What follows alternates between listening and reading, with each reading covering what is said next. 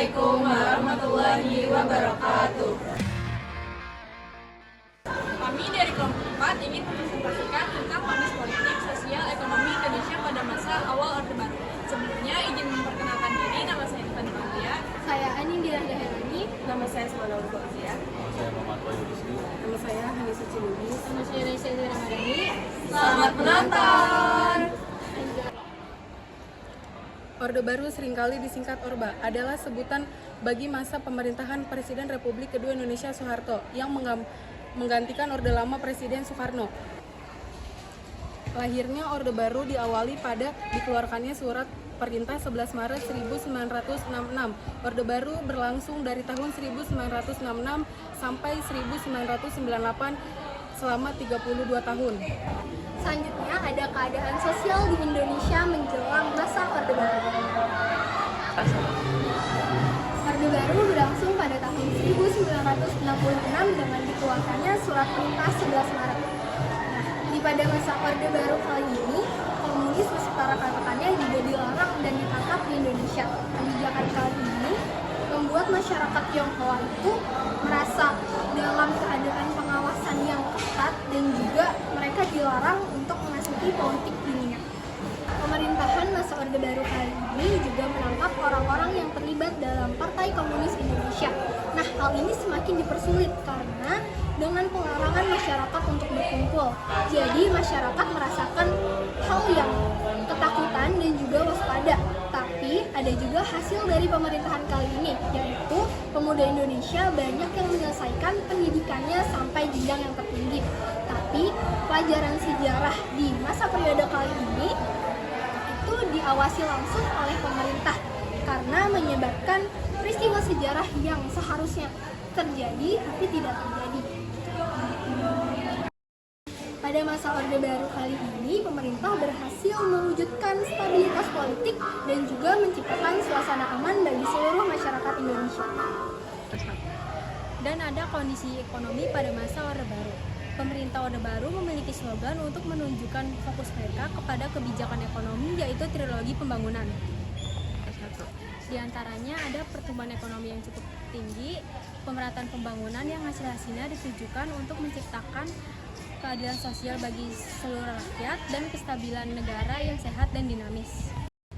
Trilogi pembangunan dibuat karena Indonesia pada awal tahun 1966 mengalami inflasi yang sangat tinggi, kurang lebih sebesar 650% setahun.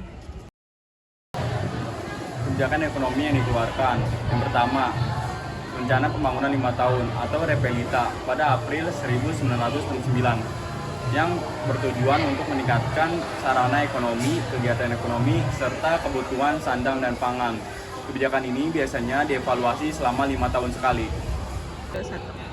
A. Repelita 1 pada 1 April 1969 sampai dengan 31 Maret 1974. Sasaran utamanya adalah pangan, sandang, papan, perluasan lapangan pekerjaan, serta kesejahteraan rohani. Pertumbuhan ekonomi ini berhasil naik dari 3 sampai dengan 5,7%, sedangkan inflasinya menurun menjadi 47,8%. B. Repelita 2 pada 1 April 1974 sampai dengan 31 Maret 1979 menitik beratkan sektor pertanian dan industri untuk memperoleh bahan mentah menjadi bahan baku. C. Repelita 3 pada 1 April 1979 sampai dengan 31 Maret 1984, yaitu pemerataan memperoleh keadilan, pemerataan penyebaran pembangunan, pemerataan kesempatan kerja, dan yang terakhir ada pemerataan pendapatan kemajuan. D. Repelita 4 pada 1 April 1984 sampai dengan 31 Maret 1989 yang menitik beratkan sektor pertanian menuju swasembada pangan untuk meningkatkan industri agar memperoleh mesin-mesin sendiri. Selanjutnya ada Repelita 5, 1 April 1989 sampai 31 Maret 1994. Menitik beratkan pada sektor pertanian untuk memantapkan swasembada pangan, meningkatkan produksi pertanian, menyerap tenaga kerja, dan mampu membuat mesin-mesin sendiri. Dan yang terakhir ada Repelita 6. Repelita 6 dimulai pada tahun 1994, berfokus pada sektor ekonomi, pertanian, industri, dan meningkatkan sumber daya manusia. Yang kedua ada revolusi hijau, diantaranya ada intensifikasi, ekstensifikasi, diversifikasi, dan yang terakhir ada rehabilitasi. Sebelum masa Orde Baru, kondisi politik di Indonesia belum stabil. Setelah berakhirnya kekuasaan Presiden Soekarno, melalui TAP MPRS nomor 33 tahun 1967, Soeharto segera melaksanakan program untuk menciptakan stabilitas politik dengan membuat dua kebijakan. Yang pertama, kebijakan luar negeri dan kebijakan dalam negeri. Soeharto melaksanakan kebijakan politik yang bebas aktif dengan 3 upaya. Yang pertama, mengakhiri konfrontasi dengan Malaysia. Sebelumnya, hubungan Indonesia dan Malaysia itu kurang baik, tetapi pada masa Orde Baru diusahakan dengan pertemuan 2 menteri luar negeri. Yang dari Indonesia itu ada Malik dan dari Malaysia itu Tun Abdul Razak. Yang pertama ada kebijakan politik luar negeri.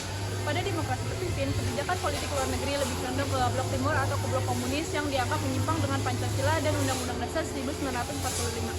Pada masa Orde Baru, Soeharto menetapkan kebijakan politik luar negeri yang bebas aktif. Artinya, Indonesia tidak lebih condong ke blok manapun.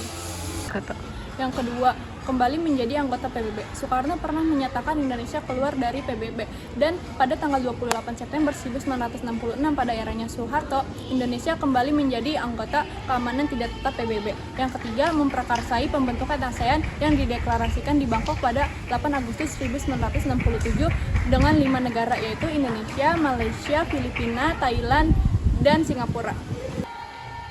Kebijakan politik dalam negeri yang pertama, pembubaran PKI.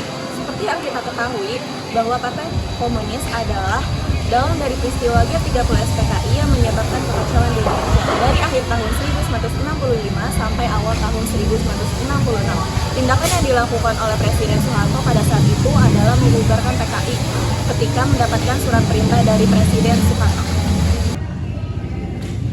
Kedua, pembentukan kabinet. Pembentukan kabinet terbentuk menjadi 2, yaitu Kabinet Ampera pada tahun 1966 sampai 1968. Yang kedua, Kabinet Pembangunan pada tahun 1968 sampai 1998. Dan Kabinet Pembangunan ini terbagi menjadi 7 tahap.